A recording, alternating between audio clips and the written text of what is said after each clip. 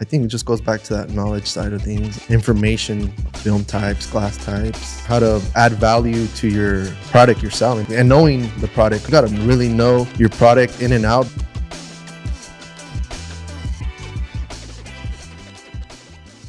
What's up, everybody? Welcome to the Born to Tint podcast with the Miller Brothers. I'm Ricky. I'm glad to be here with my big brother, Josh. What's going on, everybody? Today we have a real fun conversation with one of the first attendees of our academy, Julian with Julian's Window Tint out of Fresno, California. Really fun conversation. A little bit about the class that we just ran with him and just general chit chat on the industry. Check it out. It was like there's a live band playing, and then the dancers and stuff, and they do like the traditional dancing. And like a dude comes out and spin fire, which that dude looked like he was crazy. But Luca went out like as soon as like the girls came out and started dancing. Like he stood up, like he's already kind of, I wouldn't say obsessed, but very interested in dancing itself. Like he watched this little kid video where this kid did this dance on lip sync battles, memorized the dance, and then like he's like, I want to do performance, and like mimicked the kid pretty well. And it's like, so that's why I've heard this video for the past 2 weeks, like every damn day. Like he's just been watching it. But as soon as the girls came out and they started shaking their hips, the shit-eating grin on his face, I was like, proud dad moment. Like he is like all of a sudden his eyes lit up and he's just smiling. I was just like, this is hilarious. My wife's like, she was like, I was just looking down at his shorts, making sure that all of a sudden he started to pitch a tent. I'm like, oh, leave the kid alone. Just let him be happy for a bit. And then the guys came out and he's like, sat back down, grabbed his Nintendo and started playing. Yeah, like you watch it for a second. He's like, that's cool.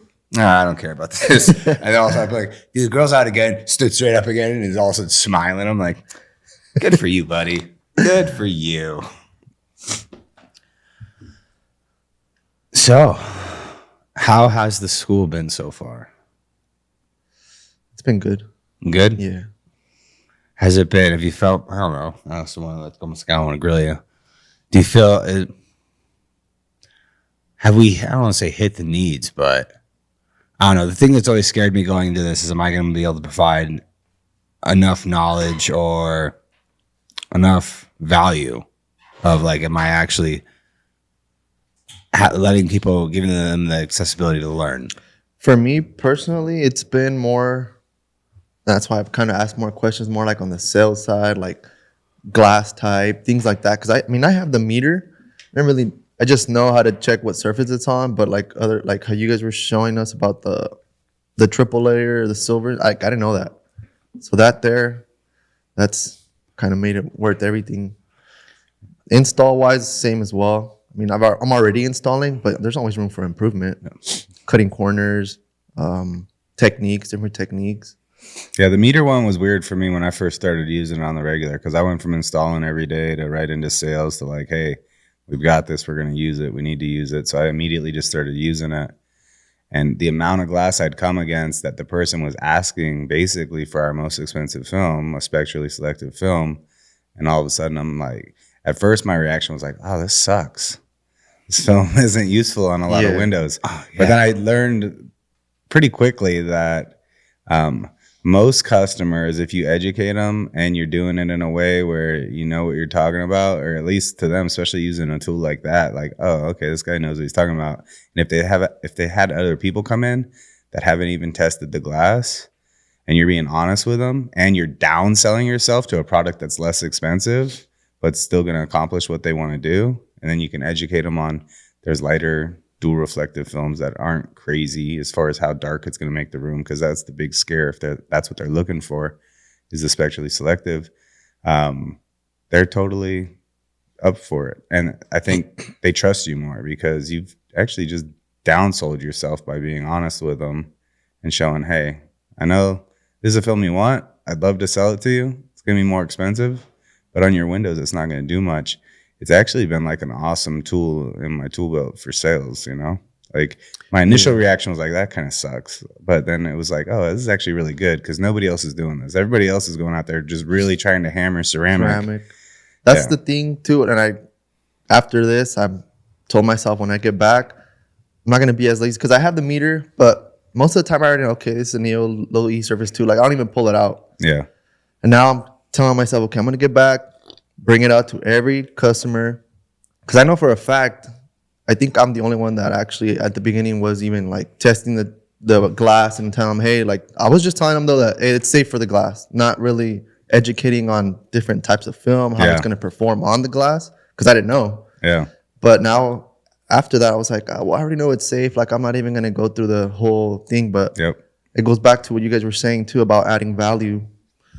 Oh yeah, no, that's like I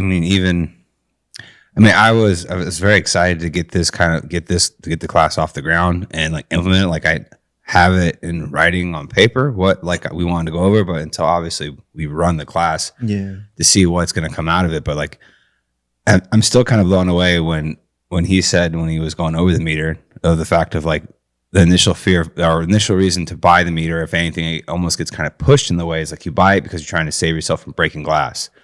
And it's like, no, you got to look at it in the opposite direction.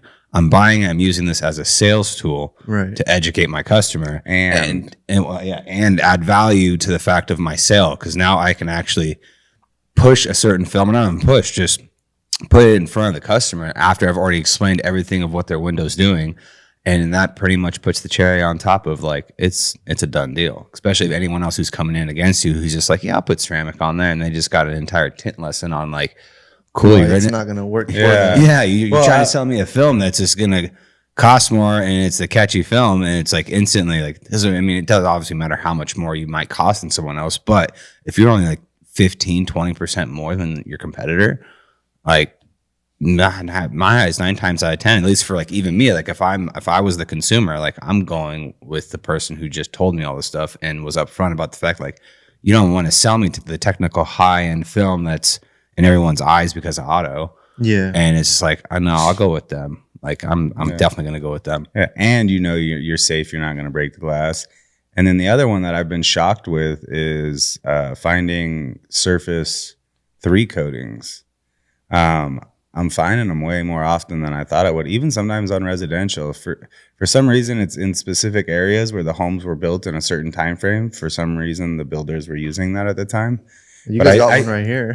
Yeah, we found out. We pretty much looked yesterday. I kind of got tripped out. The 2 single windows right here, they're installed backwards. And they're low E surface 3. Yeah. The bug stamp, actually, so I was just looking at the bug stamp. I was like, oh, this is tempered. And then I looked at it, I'm like, it has all the details on it. That's one of the rare bug stamps. Oh, it's picture windows, so they installed the picture window backwards. Yeah, it's low E, and it says low E 3. Yeah. And then so I'm looking at it, and then as we were actually installing too, the fact the bug stamp, when you stick over it, like it ruffles the tint. That's the exterior side of the film. I just went on a big bid yesterday, almost 3,000 square foot job. And typical tenor is 2563. I said almost 3,000. Well, I mean, hey, I would have said the same thing. I'm just saying it's almost 26. Either way, the first thing I did, because I've gotten in the habit of it, is test the glass. And this is before they tell me that they have a room that they want to remove and replace because it's not doing a good enough job. And I'm sitting there explaining to the customer that like, hey, I'm actually going to have to go exterior on this. Yeah. I mean, if your main concern is max heat rejection anyways, I probably was going to go that way with you anyways. But based off your low E coating, if I put film on the inside, it's going to make it worse. And he's like, oh, that's why this room over here is so bad. It's the worst room in the whole building, and it's the only room we've tinted. So now it's like a guaranteed removal and exterior install on 25-ish 100 square feet. If you want, whatever. But that I've come across that on commercial buildings multiple times now. So just having that, like, okay, let's say they do get 2 or 3 other bids. Are the other people going to pull that meter out, test? They're going to probably offer them interior, and that person's going to go, okay, this person doesn't know what they're doing. Yeah. They're going to call you. Yeah. Or they're going to say, well, what about exterior? And that person's going to try to shit all over exterior or not know what to offer. Yeah, and that's what we would have done in the past, because we didn't want to deal with the exterior, because until you start doing it, you don't realize it's actually an easier install. Oh, yeah. Like even on this building, it's going to make it to where, because there's a second story. So there's going to be a lift needed for one section of it, but it's a small section and it'll just be a small scissor lift. So it's not bad. Like, a lot of the second story there has a balcony, so that'll all be standing or ladder work. And then there's like 10 windows that'll need a scissor lift. So, but in the past, I would have tried to stay away from exterior all I could just because of that fact, you know? And then with the new films, especially even with the Solar Guard's new exterior that's coming out, like that's what I was talking to Kevin yesterday. I was like, so and Kevin instantly was like, as soon as I told him it's 2,500 square feet, he's like, we have inventory. You can get it. I'm like, all right. Yeah. Well, it's coming. By the time it comes out is probably about when this job would be ready to go anyway, so it doesn't matter. But if they're like, hey, I need this, I need you to start install like 3 days from now. Yeah. They would like, Well, they would technically, the film would appear. I'm just saying it. All of a sudden it would It's be there. They it just would haven't be put it out yet. Yeah, it would be they're doing their official launch on the 7th, which technically means that we can put a blog out on the I think 3 days prior. And just to beat the SEO, just to try to stay on top of the SEO of it. Yeah. But then it launches on the 11th to buy, but only Panorama Pro dealers can buy it to begin with. They'll leave the first inventory for us, and then they'll open it up to the rest of Solar Guard, which I was kind of hoping they were going to make this film just a Pano product because the certain lines of film that Solar Guard dealers can't get. So like Slate 10, Highlight, CX, and then there's a fourth one in there. Sterling. Okay. So those lines, even if you're a Solar Guard dealer, you can't touch them unless you join the Pano program. And then if you join the Pano program, you might as well do Pano Pro because then you get to go to the meeting. And then, like, especially with how condensed the meeting is now, because it used to be all Panorama dealers, and there's at least minimally 120 to 140 people would show up out of 200 and something dealers. And I mean, it was good then, but when they first reduced it down to like 50, because the pro, you have to pay into the program even more, because in their eyes, it's like, if you're willing to put skin in the game, we're both on the same page. But they see that commitment, because that will scare most dealers away. Like, oh, I got to pay $2 to $3 grand to get into this. Like, I don't know. But then you get your rebate, you get the access to every lead that does come into your territory. They throw them at you first. And then going to that meeting with, it's only like usually about 40 or 50 people that show up. It's so condensed. There's so much more value to it. And like, there's so much more networking and talking with those dealers themselves. Where's the meetings usually held at? It bounces around everywhere. This year it's in Scottsdale. So It's not too far. no, I'm excited for that one. Last year, but the year before it was in, oh damn, where were we? No, I didn't go. Texas, Fort Worth. Yeah, it was Fort Worth. So it was, I mean, you definitely get your value out of those meetings. If you go, especially if you're going with the intention, like I'm like, there's certain things I definitely want to grow on, and they've been changing the classes too and trying to have different subjects be talked about or whatever. Like they send out surveys like, hey, what are you guys trying to learn? What are you trying to grow in this year? Yeah. And they've been tailoring it more towards what everybody's wants and needs are. And this past year they asked me to be on it used to be like master class or mastermind, and it was like 5 to 8 dealers that would like you have quarterly meetings with Kevin, Steve, and all them, and like you end up finding out about stuff before anyone else does. And then pretty much they're asking, hey, what are the wants and needs of your company, and if anyone else that you're networking within the network, what's being talked about. So this past year they asked me to be on it. They changed it to team advisory or the advisory team, and there's like 8 dealers, and Cody Beckert's on it. He joined, which I was pretty happy about. And then so like they asked me, Solar Guard now too. Yeah, he switched to Pano as soon as he was Expel, and then Expel put a dealership. If I'm not, I might be misspeaking, so don't quote me. I'm pretty sure, but then there ended up being a competitor like was placed right next to him, and like so Cody would be going in with Tint Wiz doing his thing, educating completely about what the film, have a film picked out, and then he's got someone coming in with the same film and then undercutting him like by like $3 or $4 a square foot. So he's like, as soon as that happened, he went straight, because I had been telling him about the panel program, about Solar Guard. I was like, dude, I'm telling you right now, beyond the fact the value that the manufacturer gives you, the product itself is amazing. Your installers are going to love you. Like our installers would pick Slate series films every single time, even if they go off Slate, even going to Highlight or even high install almost the same. Yeah, they're all extremely easy to install.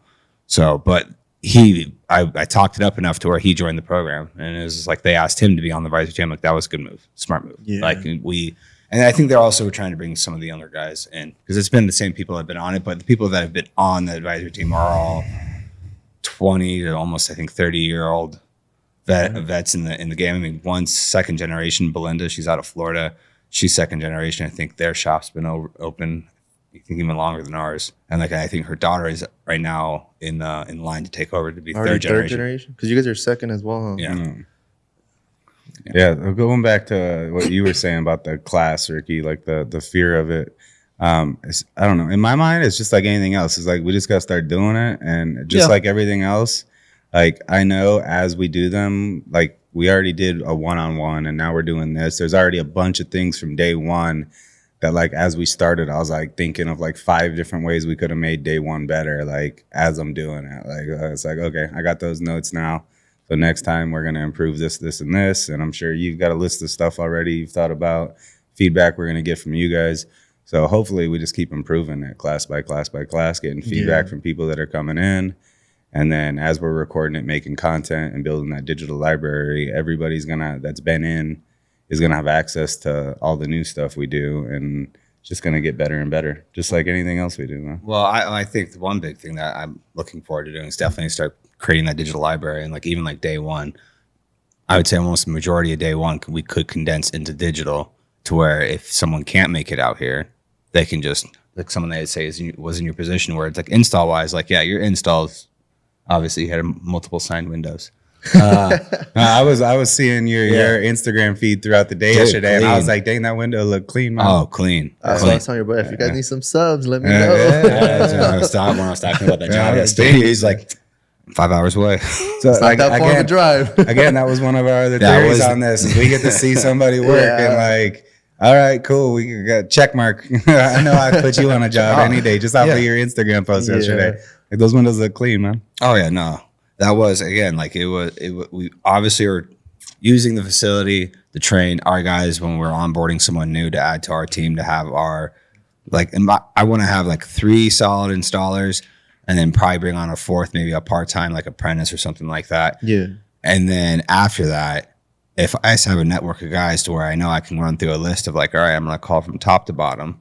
Hey, I got this job. Like especially if we land like a big job, the everyday stuff, we still can, like, I know I'll find people that will be like, hey, no, I'll come out as long as you think you can get at least, 300-400 square feet in a day. And if it fluctuates to where we do land a big job, because we had like Marcus come out, and when he first came out, he was going to be out here for 3 days, and like every day he's like, well, if you can get work on this day and this day, and then all of a sudden we landed a school job that came out of like kind of, it was just a past customer. It was like 1,100 square feet or something like that, and it's like as soon as we landed, I was like, oh, okay, we're good.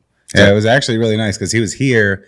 I go on that consultation on a Friday, and I know from doing work for those guys in the past that if they're calling us, they've got it in the budget. They're just doing another section of the school, and they want it done as soon as possible. They were probably thinking like school's going to be out soon, so you could do it during the summer. But I was like, I might have an availability to do it this weekend. And they're like, really? I was like, yeah, let me make a phone call real quick. Called Ricky, talked to Marcus, told him how the size of it. Like, actually, I just like tasked him in Tint was like, look at this. Think Marcus could do this weekend? And he's like, yeah. So as I'm there, I literally was able to tell him, you know what? I could do that this Saturday and Sunday on a Friday.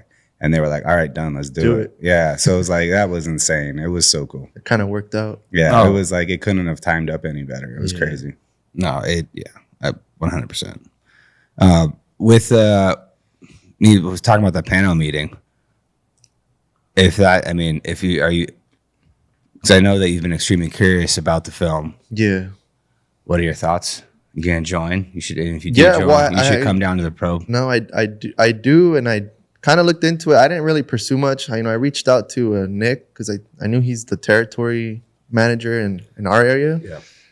And he didn't really reach back out, and I just kind of put it off because and the only reason why is because I seen that Tint Wiz posted that they were gonna like do a collaboration with Gard with the proposals and everything else. I was like, hey, well, that would kind of make it easy on our end. You just go out there, everything's already input for you. And then I seen like their dealer program. I was like, hey, well, if they're pushing us work, like keeping us busy, that because I've been trying to find ways to grow our architectural side and kind of step away from cars a little bit. Yeah. So that's also why I started working with Eric with Rewired. because of you guys. I saw you guys were using it. I was like, oh, Yeah, how's that working out for you? I know it's got to be good. It's been working good. Yeah. They're wizards. Drastically Man. has been working really good. They're wizards. I was kind of scared at first, just because, I mean, for me, it seems like a lot of money and you're just spending. And the first few months, it was kind of just like spending. I wasn't really seeing like any returns up until, I think I want to say like in January, I just started seeing like a bunch of leads, because they have to do all that back end work stuff, get everything set up, and you got to give it time for it to work. 100%. And for us, it was about 3 months of the leads actively running that, like, looking at our analytics in TintWiz, like our lead flow coming in was staying about the same as the previous year, because I'm always comparing everything to the previous year because of the seasonality of it. Like I can't compare what we're getting in January to what we're getting in June, but I can compare what we're getting in January to last January, right? And then it was like, boom, March was like a huge spike in lead volume, consultation scheduled, and then every other number after that followed. Like, and then it just kept going. It's been awesome. That's what we've been seeing too, and it hasn't even been a year. It's going to be a year in August since we joined up with them. Yeah, no, it took a little bit of time, but the conversation we initially had with them, and it was we were moving to our second marketing agency, so we already kind of knew, like, all right, it's going to be at least 90 days before we truly see how it's going to perform and how their strategy is going to be, how the value we'll get from their strategy. Which, like, I mean, having the conversations with Eric, it was everything that we had learned from the previous agency, to where I would say we got complacent with them, they got complacent with us, and we just kind of weren't staying on top of where the money was being spent, what words were being thrown out, and the strategy itself. It was just one of those things, like, we first initially brought them on, we had a bunch of lead flow, and we were just like, oh, cool, it's working. And then we just kind of got too settled in. I went kind of to the same thing. I was using someone else, and yes, leads were coming in, but they weren't really qualified leads. Yes. That's what Eric explained too. It was just numbers coming in. You reach out and they're like, oh, okay, too much, thanks, bye. Type of those things. And I was like, I'm just spending too much money, not seeing anything in return. But with this one, it's how he said the retargeting ads. Yeah. Retargeting ads, the word that he uses. And it's been working. Yeah, no. Yeah, that's the thing with Meta, man, is like Google's like instantaneous. So if you're not running Google ads and you run Google ads and someone's running it properly for you, you should instantly see something happen. But Meta is the one that I think is, and the two of those combined, in my opinion, is like the real strategy. Because every dollar you spend on Google, if you have that pixel running and then you're retargeting them in Meta, the average is, I think they say, between 7 to 12 times somebody needs to see your ad before they're actually going to click on something, right? So, and you don't want them to see, like, if they see 12 in a week, that's not the same thing as 12 over the course of 3 months, right? Right. That all of a sudden builds brand awareness. And then, some people, it might take a year before they pull the trigger and click the link because they don't have a need for it. It's not hot out. Maybe they just bought a new house, whatever the case may be. But whenever they are ready to do something because they, all of a sudden it's hot in a room or whatever the case may be, they're not going to go Google search. They're not going to ask AI, like, who should I get my windows tinted by? They already know your brand, your business. They're just going straight. That's where they're going. And I think with AI coming more and more into play, that's going to be even more important. Because as people have digital assistants where they're just talking to their phone or their computer. Or their glasses. Or their glasses. You don't want them saying, hey, where can I get my windows tinted? You want them saying, hey, can you call Julian's Window Tint for me? Like, that would be a much better search. I actually had someone approach me in a Walmart. It was kind of random too. It kind of threw me off a little bit. He's like, hey man, I see your ads all the time. And he recognized the shirt. He's like, I see your ads on my Facebook all the time. He's actually a detailer. And he's actually passed some work along just from seeing my ads. Like, I haven't done work for him, but he's referred me. Yeah. So we have a guy coming on the 11th, if I'm not mistaken, that it's like I was picking up my car. And then all of a sudden, this guy's just walking towards me. And he's like, hey, Ricky. I'm like, I have no clue who this is. Who are you? And he's like, dude, I see I got his content. I listen to the podcast, which that is like already kind of like, to me, it's like when someone says, like, I don't know what to say back. Like, I mean, thank you, but it's just like, it's still weird. He started off, he's had his own places. He does detailing. He does like high-end detailing on like Lamborghinis and stuff. I think if I'm not mistaken, he started at, I want to say Toyota, but we had such a quick conversation, but he started off somewhere and then he's branched out. Now he's doing his own thing. And it was this, it was this kind of a trip. It's like and they get randomly out of nowhere too. And I was just like, okay, like this is trippy. It's like, that the content is getting out there. Like, if anything, it definitely is a big pick me up where it's like, all right, I know we're spending a decent amount of money, but it's hitting the areas we wanted to hit. Like, because that was creating that relationship with him. He's high end detailer. He ends up coming on. He likes our operation, likes what we're doing. That could be referral work right there. Mm-hmm. And then the same thing for him too. If we get anything high end cars, it's like you're looking for a detailer. Like, this is what this guy specializes on. And his content, I've sifted through it a bit, and I mean, got a good setup, and his content's good. So it's like, dude, keep doing what you're doing. Yeah, it's absolutely perfect. The main reason I was asking about the panel thing was because now you might have to choose between WSFT or go to the Panel Pro program, because I know they have a mid-year entry into that program, to where then you get, because if you're a pro dealer, you get to go to the meeting. That's the only way you get to go to the meeting. And seeing like the fact of knowing like the glass meter and all that stuff, like, because the install wise, yes, you can always improve as an installer, but I mean, you're there. I mean, if anything, we would have to have some obscure windows in here to kind of maybe go over maybe different install techniques, like rough up the wall a bit, put some old drywall up there. Or get like a real tall window, throw a ladder in there. Yeah. Oh, that would actually be, that's something we could probably add whenever we get the back building done. Just randomly put a window. Or even up here, that top section, that empty section, probably at least a 6 foot ladder in there. Yeah. We could add something. Add on to it, make it a little bit more. Couple add-on windows real in world between. Experience. Yeah, that's actually, that's true. We could do that. Absolutely. Yeah. But it's the only unfortunate part about that meeting is it's like a week and a half, 2 weeks after the tin off. So like last year I was spoiled in the fact that obviously if you win the tin off, at least with our shop, if you make the finals or obviously you place, you have automatic bid to go back. Like, you get to go, especially if you win, you get to go defend your championship. So I went back last year, obviously I competed, and then it's like I was already set to go to the Pano program, because for me, it's like I want to be there because I need to be talking to the other business owners. Yeah. Because that's the part of the company that's like where I'm trying to grow the most. Right. So it was like I got spoiled. I was able to go to both of them. But not to say I'm not trying to get you to compete, but if you don't, it's okay. Look at you, man. You're always trying. I'm looking at his windows yesterday. I'm like, I don't think you should go to the You saw his windows yesterday. Now you're like, man, don't go compete. Oh, I'm gonna work on those later. I'm gonna tuck the seals and see how I do on those. I was actually kind of surprised. I grabbed the bone tool, and you can actually tuck the seals on those windows and do it the exact same way that I do it at the competition. Yeah, well, the setup now, it's not going to matter as much. It still is. You still got to tuck those rubbers. Well, and that's the other thing is that's for me, doing that at that competition like last year, it screwed me because I had an issue with tucking, and it's like frame by tape on but year in, year out, it's inconsistent from window frame to window frame. Some are super loose and you can hardly get them to tuck, and some are tight. Yeah, so it's really kind of a roll of the dice by doing that. But I'm really good at rolling dice. It's always worked out pretty good. Like this last year, definitely, I put Teflon. That card right there is what I was using to tuck the gaskets with, and I had put Teflon tape on it because I was still going to use it as my card instead of having two separate tools. Rookie mistake. And as I was that frame that I walked up to, the glass was sitting low, so the edge of the glass was exposed just barely under the edge of the gasket.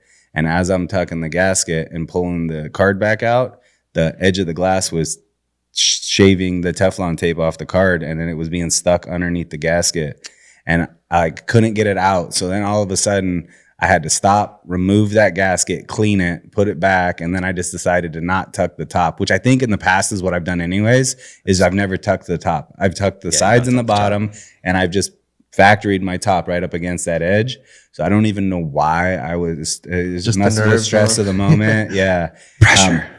It's weird, man. I tell you what, 2022, when I won, for some reason, I think I was in really good shape. I was getting really good runs in the morning. My head was clear. I would like put my AirPods in right before competing and stay away from everybody and just kind of zone out, listening to the same soundtrack I listened to when I'd go on my runs in the morning.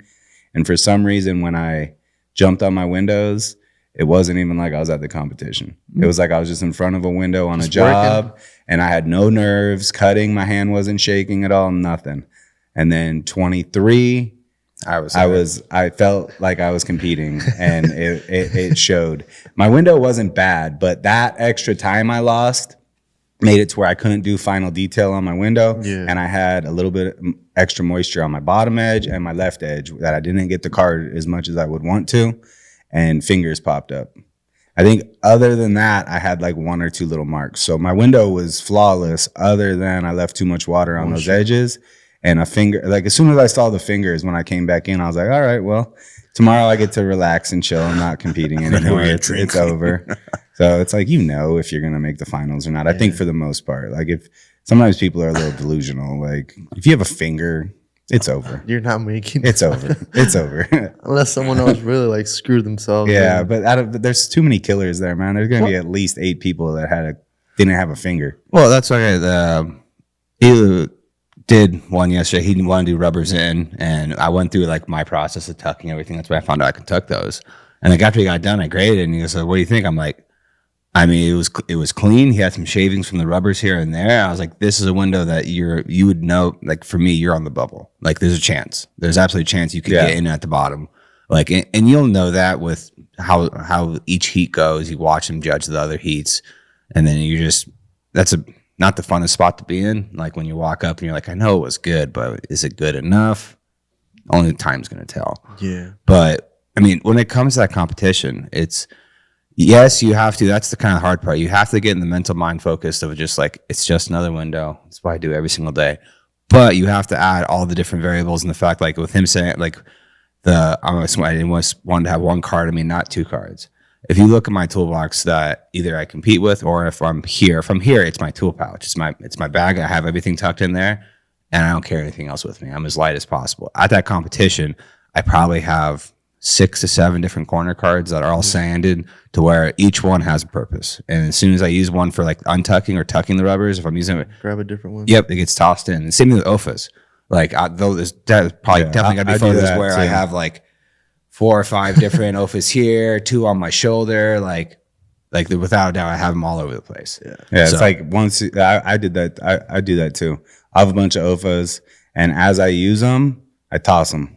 And so I don't even snap a blade. Like it's just like grab a new one. Yeah, grab a new one that I already know is fresh. If I need to cut again, I've done that. Yeah, well, I don't even. The reason why I do it is I just don't break blades. Yeah, because if you have a broken blade, and it gets left behind, that's instant DQ. That's not points off. If they find a blade, you're done. I didn't know that. Oh yeah. So and then also too, one thing you got to kind of watch out for is when you walk away from like when they say, all right, time to walk off the floor, like. If you know you haven't broken anything, and they usually check too, unfortunately, tinters are, try to be crafty, and they might break a blade. Yeah. Mm-hmm. You can't say that I broke a blade or that I left a blade behind if I didn't break a blade the entire time I was installing, and I have the 6 to 7 OFAs to show that. Like they're all brand new. They're all brand new. I usually want each one for a different cut. I use one for prepping. And I have extra ones on me just in case. So it's like, I don't want the variable, even if it's not even say someone's going to sabotage. Beyond that, if I go to break in my box, and sometimes you will break a box, it slips out and it flies. And if you're not paying attention, like I'm not going to leave that to chance. Which the sabotage thing is crazy because like I would never even think of that.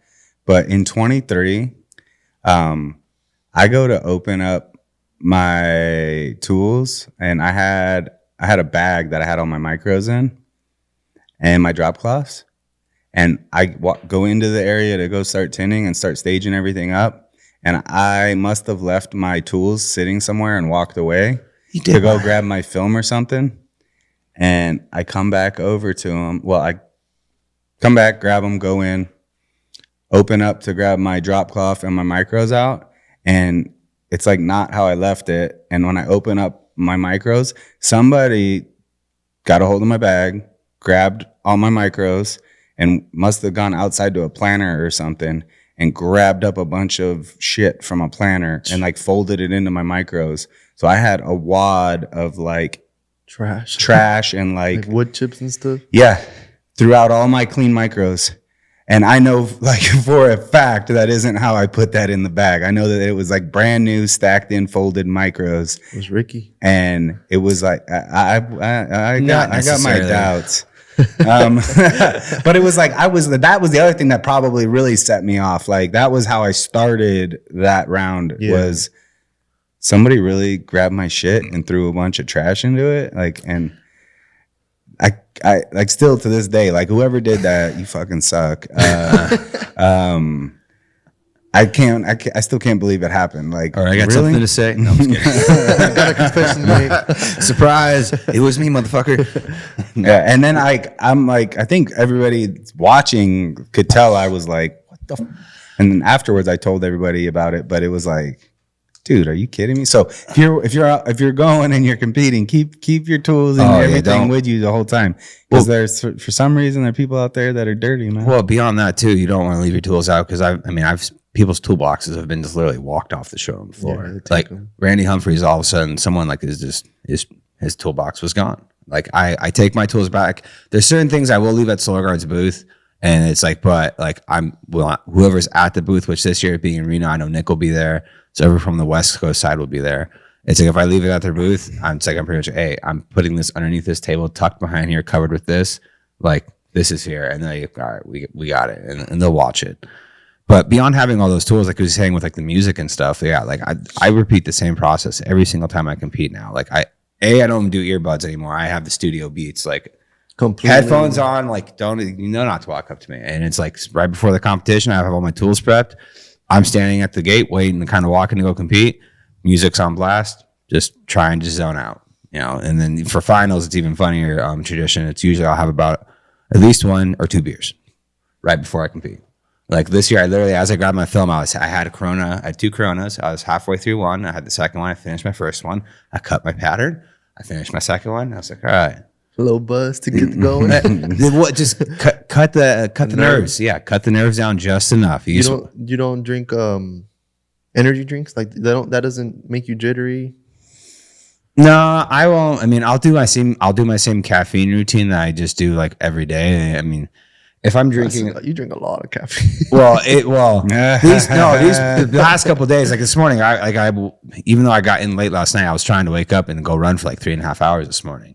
But like I slept through my alarm again. And it's been a long week. Beyond the fact it being a long week, this past weekend I was at Disneyland, and it's like we were up early and then out till 11 o'clock at night. What was David Goggins say to all those excuses, bro? Well, I don't give a shit. But like, so it's like I've slept through, but like during competition, I'll do the same. Like if I'm not sleep deprived or if I'm not trying to catch up in sleep, usually I'll definitely have at least 200 milligrams in the morning and then maybe 300 throughout the day. And that's like a typical normal day if I'm not trying to press my sleep. If I'm sacrificing my sleep for something, and then caffeine kind of rules the day in certain moments. That's crazy, dude. I have like a cup of coffee in the morning. I have the same pre-workout. I have Jocko Fuel. It 1 scoops, 200 milligrams, has beta alanine, has the couple things I want before I go take my run. I get up, I drink that, cold plunge, run. Do the same routine. During the turn-off, I'll do the same thing where I'll have the pre-workout, I'll go run in the morning, and then I'll get ready, and then I'll go compete. So Jocko Fuel's been powering the championship for the past 2 years. No, 2 years. No, last year. Last year was the first time he had, or whenever it came out where he had caffeine in it, because he had one beforehand that didn't, and I was like, no, I'm good. And then all of a sudden he came out with one that was like 200 milligrams. I was like, actually, that's the perfect amount, because when I go for my runs in the morning, like I want caffeine as soon as I wake up, is because I'm trying to take care of any bathroom situations before I go out for a long run. Like let's jumpstart the body. Let's get this over with. I'm going to go for my run, because I get ready for race day, because race day, it's like if I don't go to the bathroom in the morning before a race, I'm panicked, because at any moment during that race, you could be going to come. Oh yeah. And it's like, you're trying to plan out your entire day when you're doing a 100 miler. It's like, I know that I have to go now, and then like 12 to 14 hours from now, or within 24 hours, it's going to happen again. I better be at an aid station, or I'm finding a tree. I have yet to find a tree. And I want to keep it that way. I planned it really well, knowing what mile I need to be to. No. I've seen people do. Oh, yeah. I've gotten lucky. I've lost many a pairs of socks and underwear on the trail for just like I've having lost to one stop pair. and One pair of socks. But I don't like shit. I'm just out on a trail run and it hits. I might just have to go pop a squat and then I'm using that to wipe. But speaking of running, you know, Western States started this morning. Is it this morning? Dude, it's I June. randomly had turned on YouTube this morning and the live streams on. Before I left the house, they were about an hour in. It's impressive. Aravaipa is live streaming the whole thing, and they've got crews all along the whole course. They're saying the turnout this year is insane. But they've got like a Great. pack Harder to get into. at the first hour.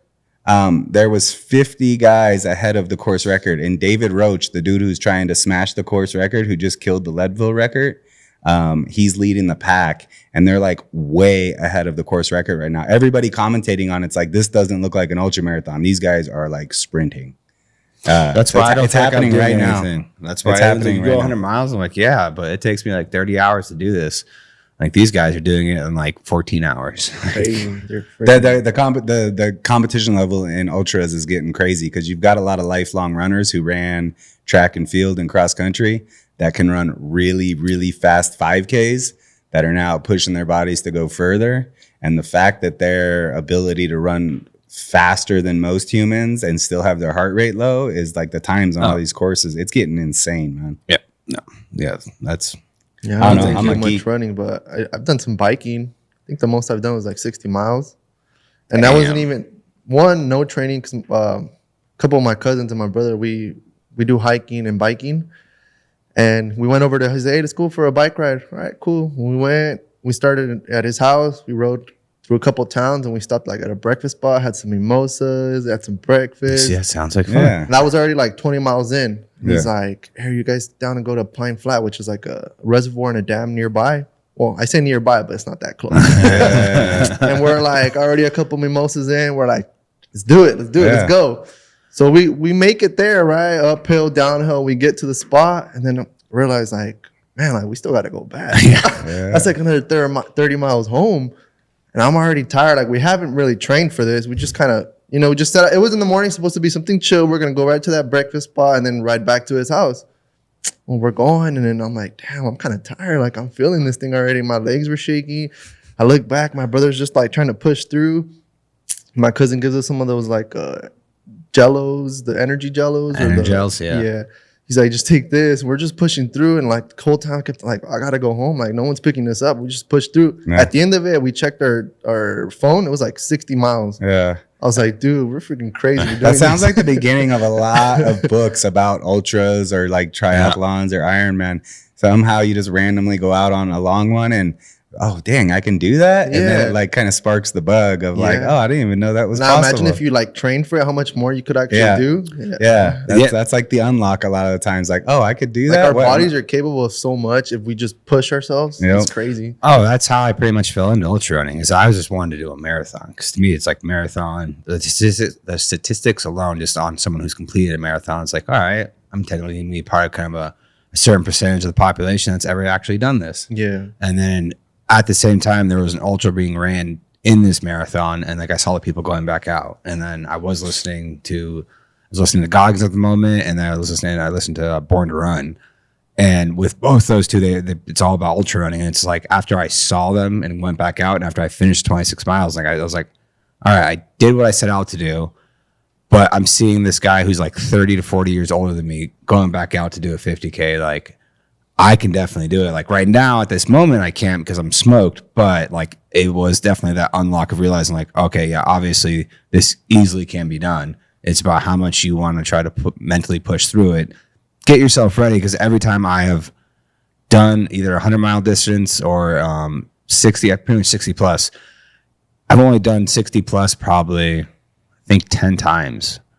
But the learning curve every time you go to that distance is just like, okay, now I know what to change on the next one. Yeah. And then you sit there and start tweaking your training and then you see how that affects it. Because like for me, I'm not going to know how my 100K is going to go or how my training plan, my 6 months of training really went until I go run the 60 miles this upcoming August. So it definitely, yeah, you get to that tipping point realizing like the body's ridiculous. And then you're out there with like the psychos that are like sprinting and you're like, this is crazy. Like, I'm going to go ahead and stop complaining right now and just shut up and finish this race as this dude like You sprints see the by. older guy passing you, but like, oh hell no. Oh yeah. Oh, it gets worse than that. So it'll be like the middle of the night and you finally feel like you're moving. And you're like, okay, I got a good pace. And then all of a sudden someone walks by you in a normal walk and you're like, Like, what the? what? Like, because you got the shuffle on and you think you're jogging and then someone just walks right past you and you're like, oh shit. Yeah, we have a saying with my cousin. It's mind over matter. You just Oh yeah. one step at a time. Because we've also done. I don't know if you guys heard of Mount Whitney. Oh Yeah. Yeah, we did Mount Whitney. It's been a couple years. We've set out on that hike. The first time I went, unfortunately, I haven't been able to summit for stuff that happened along the way, but we didn't get a pass, and the Rangers kind of turned us around. we thought we'd be sneaky, but nah, they turned us around. But I didn't really train that first year. I was just kind of like, yeah, how hard could it be? My cousins had already gone, and they told us, dude, like, it's going to be hard, like, it's going to be tough. I'm like, yeah, you know? Well, you're carrying like 20, 30 pounds of your pack with all your gear. That first hour, I was like, yeah, I think I'm going to just turn around. But I don't want to be the one that like, because we all said, like, if someone has to turn around, like, you know, if you don't feel good, like, we're going to turn around. You know, we're not going to push it in because altitude sickness is no joke. And I was like, I don't want to be that dude that freaking turns us around, you know? So I was just pushing through it. I felt like crap the whole time. It got to a point though where like my body adjusted and I felt good. And we just kept pushing. But yeah, that thing's no joke, man. That statement was made purely to put you in a position of like, I don't need to call you out. You're going to be calling yourself out in your head because I'm pretty much telling you if, you know, you don't feel good, it's okay. We're here for you. But we're going to give you shit. We're all going to turn back and end our day, but we'll do it for you, man. Just don't worry. We'll do it for you. So that was a mental mind trick right there. His first 100 miler, I came as a pacer for the end of it. And I was still in pretty decent shape, but I wasn't running nearly enough. But I knew the fact that I was joining in after he was already 60 miles in, like it really didn't matter what kind of shape I was in because mentally there was no way I was going to allow me to be the problem if he already had 60 extra miles on me. And that was the furthest I'd ever gone at that time was he finished it and I ended up going 40 miles and it was the furthest I had ever gone on the least training I had ever had going into something that long. But the mental edge of knowing like, okay, I'm here to support him and I'm not going to be the reason he doesn't finish because he's got an extra 60 miles on me. Like there's no way that's going to be the case. Like just the fact that he already had 60 miles under his legs was like, okay, cool. I'm completely fresh. I know he's hurting a whole lot worse than I am. Without him there, I wouldn't have finished that race. That race I hit the wall hard. How long did that one take? 32? No. Are those nonstop?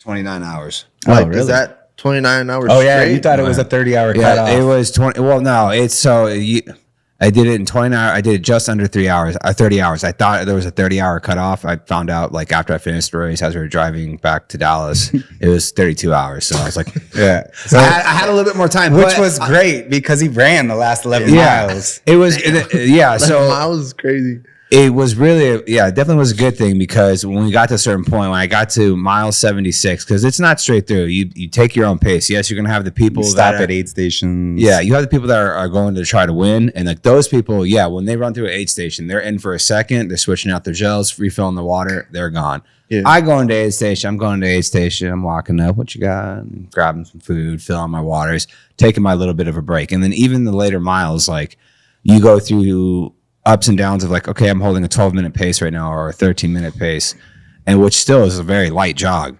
And then you'll hit a wall and it's like, all right, I'm walking at a 25-minute pace at the moment. Like you start doing the math, and that's the big thing. Like you got to obviously stay out of your head because it's like when you turn a 25-minute mile in and you're like, I have 30 more miles.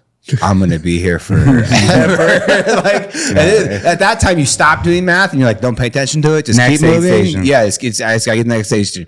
And then when you start running up against that time restriction, it's like when I hit my last loop, so at mile 70, 75 or 76, it was the last aid station before the finish line. So it was a 20-mile loop. It was cold. I definitely screwed up with planning on what kind of cold gear to bring because I thought I was going to be able to, like, I could wear really light because I was training. It was like 38 degrees, 40 degrees here while I was training. And it was a February race in Texas. So it can get really cold if the wrong storm hits. Yeah. So I was like, all right, typically I think the coldest it was supposed to be on average, it was around like 38 to 40. So I was training out here in shorts, shirtless, running in the middle of the night when it's 38 degrees, but because I was running, not because I was 70 miles in, barely moving because every joint in my body was killing me and walking at a snail's pace. Like I wasn't creating any body heat at all. So what I brought for myself was like this thin, like pretty much like windbreaker. I was freezing my balls off. So that wasn't helping at all either. Miserable. Oh, it sucked. That might be the reason why I like took a big break from running. It was the worst night of running in my whole life. Oh, because a lot of it wasn't running. It was walking in 30-degree weather, freezing your ass off. Which, I mean, at that aid station, I sat at that aid station for like an hour and 20 minutes. And usually when you're sitting for that long and you're that far in, majority of the time, people just drop. And like there was me and two other people were sitting next to each other. One dropped while I was sitting there. And then eventually he got me off the chair because I was sitting from the propane tank just trying to warm him up. They were giving us mashed potatoes. Like I was just trying to get food in my body. And he's like, what do I got to do to get you up? And I was like, give me your jacket. So he took off his jacket because he had an army like much heavier jacket on. He gave it to me. And as soon as he gave it to me, I was like, shit, now I got to stand up. And then it's like, all right. Take it back. Got to it's like, started going. It's like in my mind, like, it's like I'm getting to this finish line. That's 80 miles. That's the furthest I've ever gone. Like I'm not going to accomplish my goal, but like at that moment, I was at peace with like 80 miles. I'm done. Like I'm smoked right now. I'm hurting. Got to the finish line and instantly it's like I have to hop in the car right now. I have to sleep for like 15 minutes. Yeah, so we had like our own little aid station set up with where the car was parked and a bench set up with all of his stuff. And we were able to take a little break there. And he literally sat in the car with the heater on, like took a little nap and then I had getting him out of the car and going took all of us, including his wife. Like his wife got pretty legit with him. Like, get your ass out. You're finishing this. We didn't come out here for you not to finish. You didn't train. Like, I mean, I had like legit 3 drill sergeants in my face. Like, get the hell out of this car. But like I thrive off of that. So I was very happy, like without having to tell them, like I know that now any person that paces me or crews me, I'll tell them like, don't be nice. Like you absolutely be an asshole to me. Like I need that. That's what's going to get me going. Moment, you're like, I'm about getting ready to quit. Yeah. Oh, absolutely. And even without telling him, he knew exactly how to motivate me. Like he stayed like a good 100 feet in front of me at all times. Yelling back I was at him. always having to catch him, which was perfect because I was always trying to play catch up.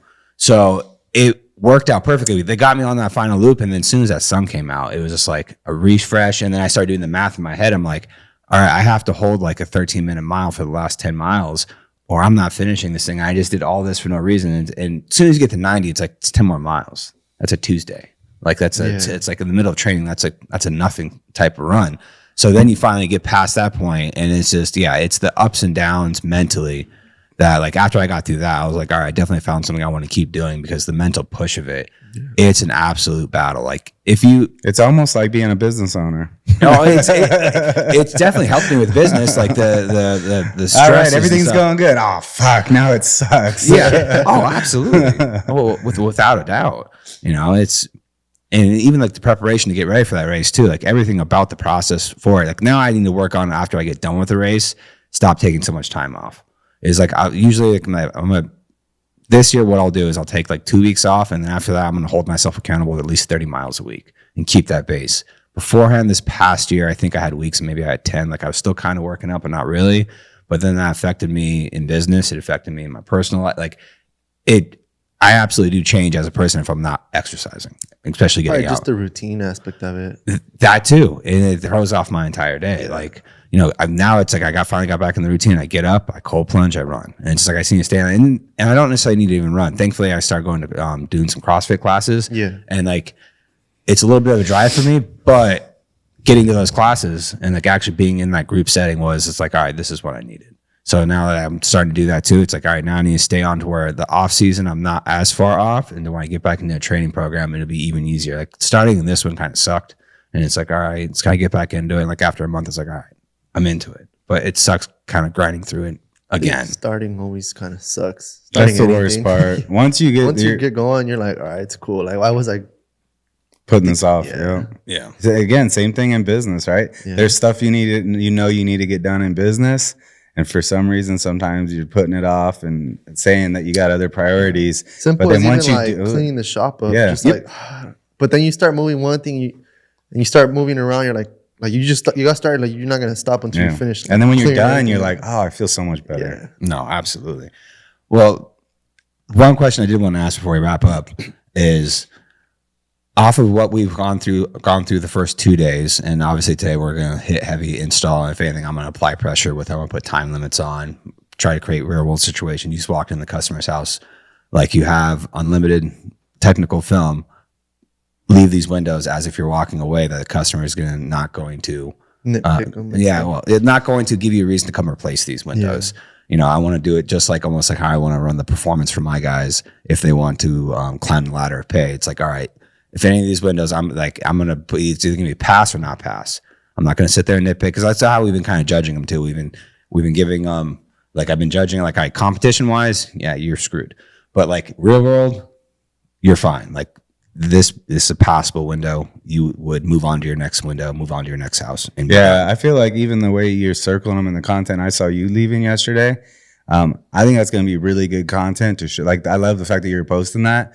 Like, I think the average person seeing the like 5 or 6 circles of like specks of dust would be like, oh man, that's like a perfect window. Like that standard of like, there is no perfect window. There is no perfect window. Like 6, 7 specks of dust on a window that size spread out once it dries. And if you're not looking at it the way we are, you're never even going to see it. It's a cluster of dust in a corner and an edge. Like, that's the stuff that's unacceptable. Yeah. So just even being able to use that as a reference to set a standard and an expectation for the customer out there that would have no idea, I think that's going to be really cool content we're going to pull out of this. Oh, absolutely.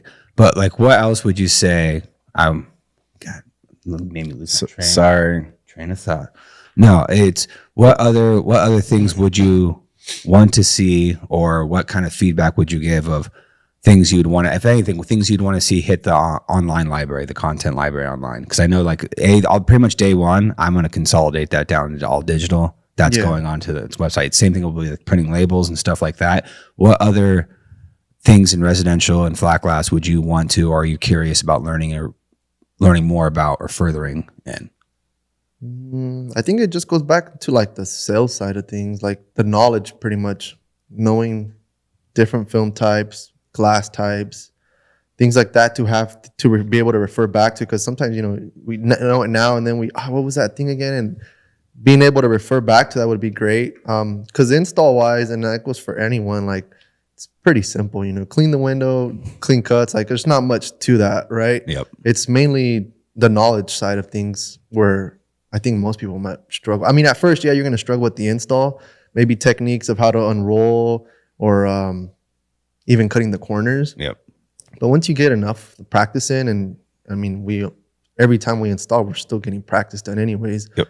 But at least for me personally, I think it just goes back to that knowledge side of things, and information of film types, glass types, sales side, like how to add value to your product you're selling, basically, and knowing the product, because that's a lot of time thing. You got to really know your product in and out, because sometimes you'll walk into a person's home that they've already done like all the research on the film and film types, and they'll ask you a certain question, you don't know how to answer it. It just kind of disqualifies you as someone they want to work with. Yeah. Especially with ChatGPT, like technically, when I think about it, all someone really needs to do is ask it some questions and refine some questions with it, and then you're walking into someone who's pretty decently knowledgeable. At least they think they're knowledgeable. And well, at least if anything, it could actually help as long as you have done the research yourself, because they could ask a certain question, and if you nail that question, they're like, okay, like I you know what you're doing. And then how you present yourself, how you walk in, because those are things like I want to kind of like, I was trying to hammer home on the first day, like the small little stupid things when you're walking into a customer's house, shoes off, laying down the pads a certain way. And that's stuff I've heard from, even like I've gotten that from like the Panorama meeting. One of the dealers talking about the fact like he is the more expensive. He does like, he targets high-end residential. And like, he's like, we give the white glove service, and that is what our customers expect. And when we get referrals, that's what they expect too, is like how we come in, how we handle all their stuff, how we lay down pads, booties are on, pads get laid down and do all these extra steps in this where the person just feels comfortable with like you are going into their home. Yeah. Like there is a level of trust that is being given right there of like, I'm allowing you to come into my home. This is my place. Especially when they open up the doors and say, "Hey, I'm headed to work. Just lock up when you're done." I'm like, that's crazy that you trust me that much. Yeah. But it all goes back to the initial consultation, at least with us too, because I do the consultation and the install, and they do ask, "Are you guys going to install, or do you guys have a team of installers?" Because they want to kind of gauge to see if they're going to be able to trust you or whoever's going to be coming back. Because sometimes they might not even be there while you're installing. They just say, "Hey, just lock up when you're done. Let me know when it's done, and we'll pay you guys up." "Oh, well, just call me and I'll be back, check it out and pay you guys up." Yeah. And that I think, like for us right now, I get that question all the time, and it's not me installing. Yeah.